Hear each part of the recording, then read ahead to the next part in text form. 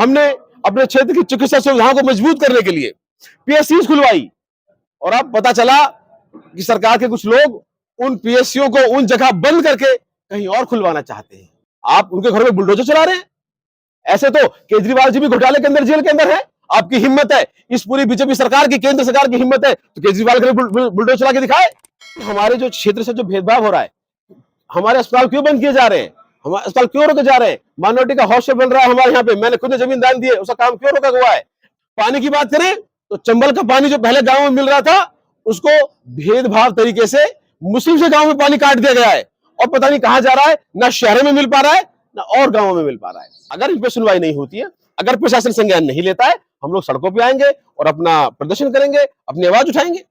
आप जो है पैरों में गोली मार रहे हैं, आप उनको थाने से ले जाकर बाहर सड़क पे ले जाकर उसके पैर तोड़ रहे हैं, कॉलेज बन रहे हैं, उनका काम क्यों रोका हुआ है, तहसील काम क्यों रोका, कोर्ट काम क्यों रोका हुआ है। ये भ्रष्टाचार के जो अड्डे बिठा दिए गए, ये जो भ्रष्टाचार के दलाल बिठा दिए गए गांव गांव से ला के, हमें क्यों इनका सामना करना पड़े। तो पुलिस प्रशासन के अंदर भी जो है धर्म और जाति देख के कार्रवाई हो रही है। जो कार्रवाई हुई वहां पुलिस वाले थे और जब लोग उनसे मना कर रहे थे, उन्होंने कहा और दीजिए कांग्रेस को वोट, बुलाइए अपने कांग्रेस के नेताओं को, आपके साथ ऐसा ही होगा। जो लोग गलत करता है हम उसके खिलाफ है, सख्त कार्रवाई होनी चाहिए, उसकी कड़ी निंदा करते हैं, पूरा समाज कड़ी निंदा करता है। सरकारी अधिकारियों को निर्देश दिए जा रहे हैं, सरकारी अधिकारियों ने कंप्लेंट करी है कि हम ये काम नहीं कर सकते, उनका ट्रांसफर करा दिया गया। आपने मुकदमा किया है, उनका ट्रायल होने दीजिए, कोर्ट साबित करेगा कि कौन दोषी है और कौन दोषी नहीं है।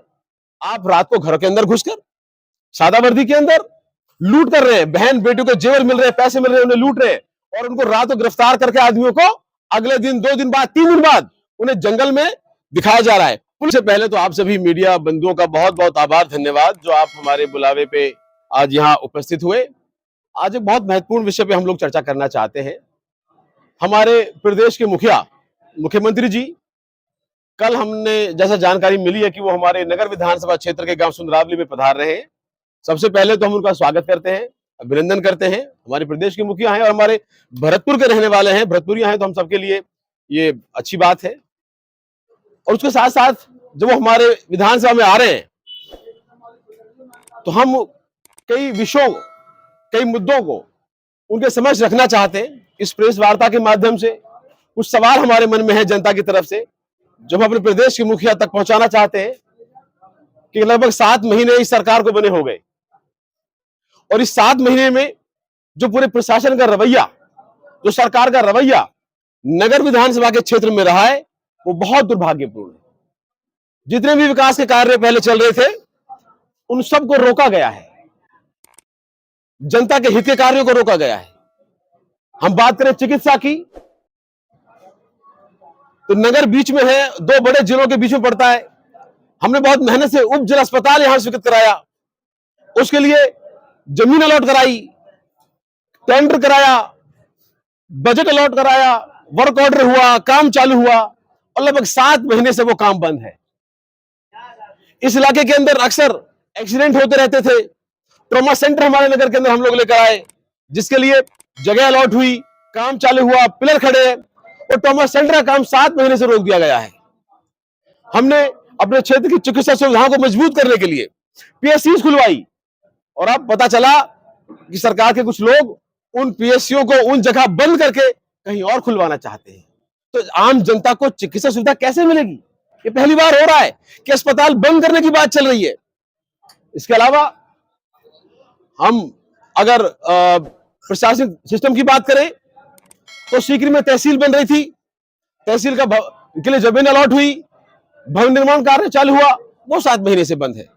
हमने कोर्ट मंजूर कराया, उसके लिए बजट का पैसा आया पड़ा है, उसको काम को रोक दिया गया और अब तक जज की पोस्टिंग हो गई। पर बड़ा दुर्भाग्य की बात है, उस जज को हमारे सीकरी में एक कुर्सी नहीं मिल रही कि बैठ जाकर सुनवाई कर ले।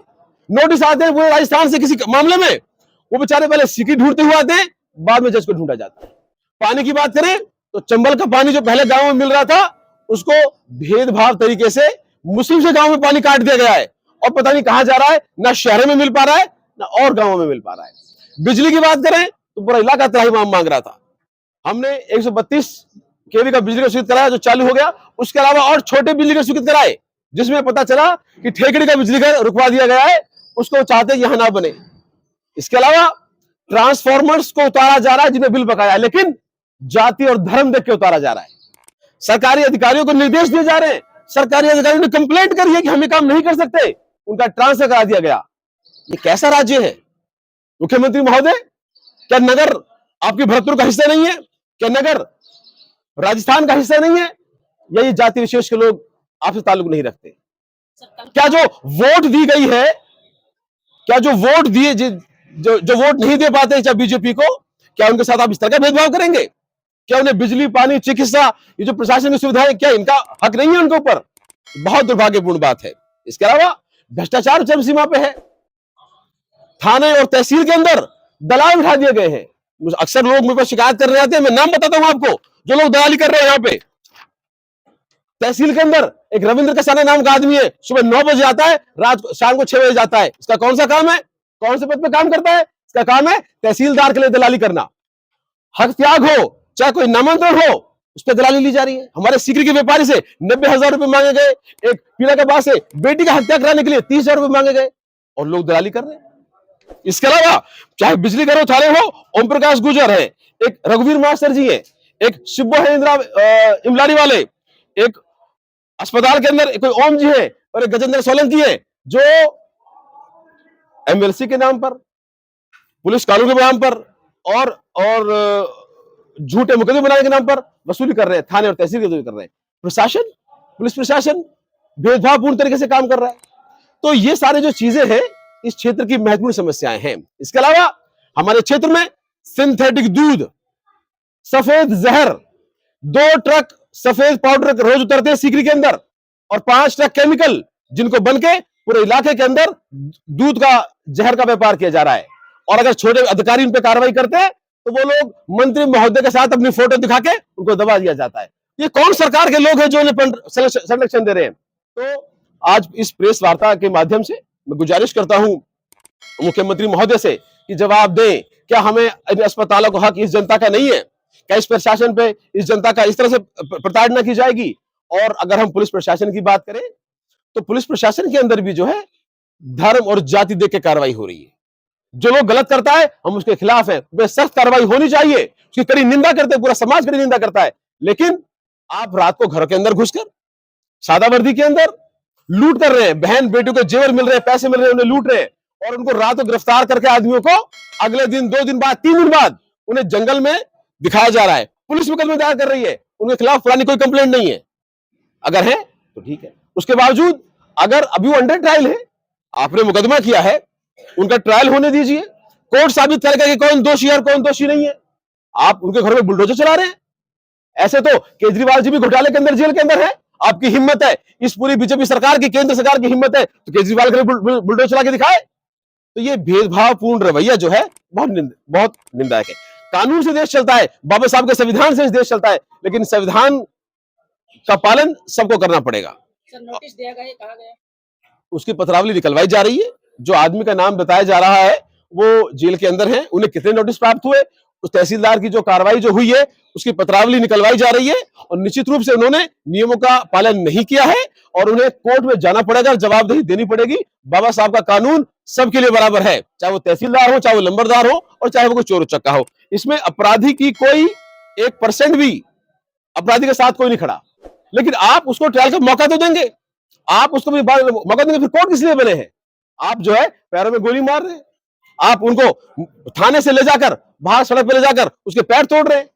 ये कौन सा न्याय है? लेकिन और इस तरह के जो क्राइम है वो सभी जाति के लोग इन्वॉल्व हैं, लेकिन क्या सिर्फ एक ही समुदाय को टारगेट करके उन्हें किस बात की सजा दी जा रही है? कल जो कार्रवाई हुई वहां पुलिस वाले थे, और जब लोग उनसे मना कर रहे थे उन्होंने कहा और दीजिए कांग्रेस को वोट, बुलाइए अपने कांग्रेस के नेताओं को, आपके साथ ऐसा ही होगा। ये किस प्रकार का अत्याचार है? तो आपके माध्यम से ये सारे जो क्षेत्र के मुद्दे हैं ये हम आपके सामने रखना चाहते हैं। इसके अलावा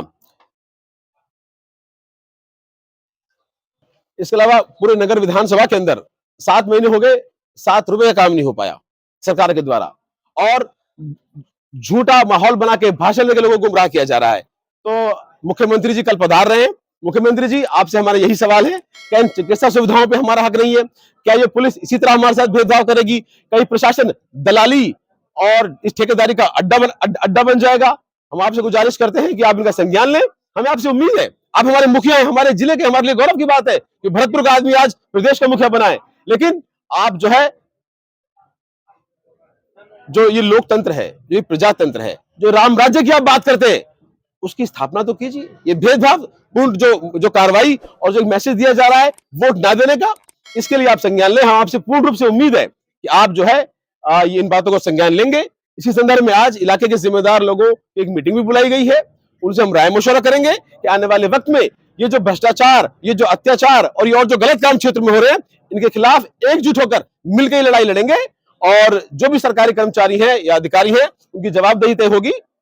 और आप सबका आप पधारे, बहुत बहुत धन्यवाद। कोई सवाल हो तो आप संरक्षण की बात की थी, आरोप लगाया जा रहा है कि कांग्रेस पार्टी रही तो उसके संरक्षण में ज्यादा अपराध कला बढ़ा है, चाहते तो तब भी रोक लग सकती थी।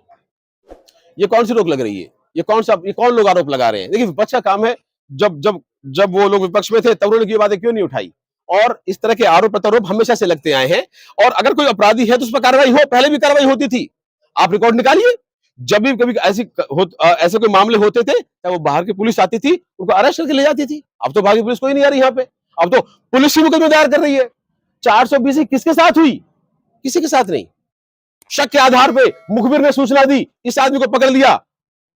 और मैं आपसे एक और आरोप लगाना चाहता हूं, ये सारे झूठे मोबाइल हैं, ये सारे झूठे सिम कार्ड हैं। मैं दावे की गारंटी के साथ कहता हूं, आप थाने के रिकॉर्ड का जो माल खाना है उसका ऑडिट करा लीजिए। जितनी जब्ती होती है उतना सामान नहीं है उनके पास में।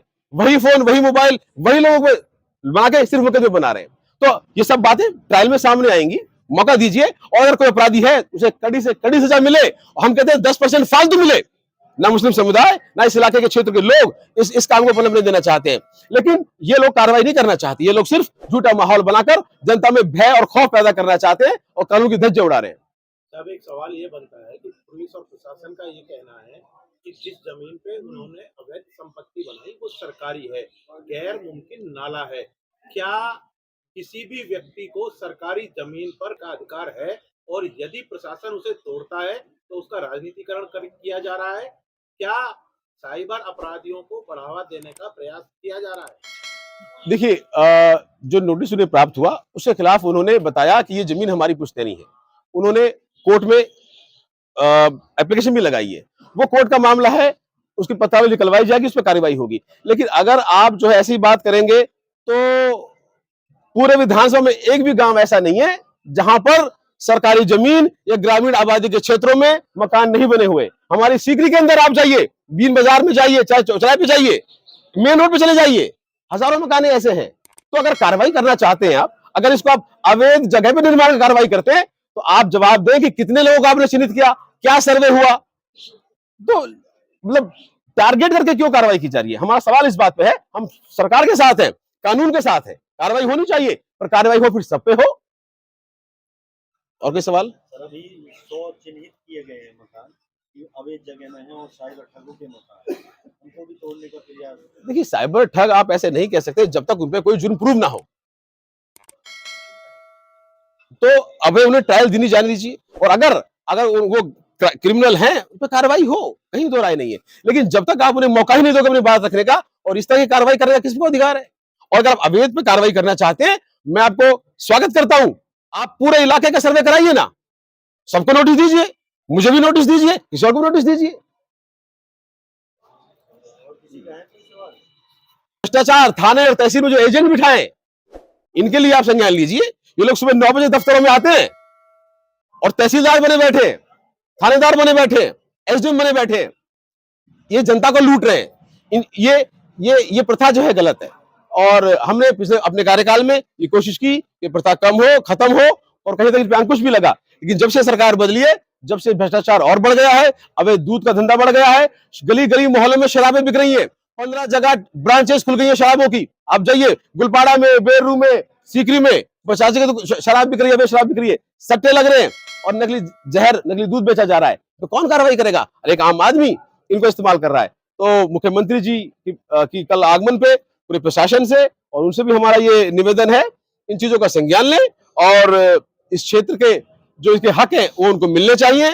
अभी एक छोटा सा इलाके के जिम्मेदार लोगों के साथ एक राय मशवरा किया जा रहा है, आने वाले वक्त में कैसे इस जो भेदभावपूर्ण कार्रवाइयां हैं, जो भ्रष्टाचार है, इसका कैसे रणनीति बनाई जाए।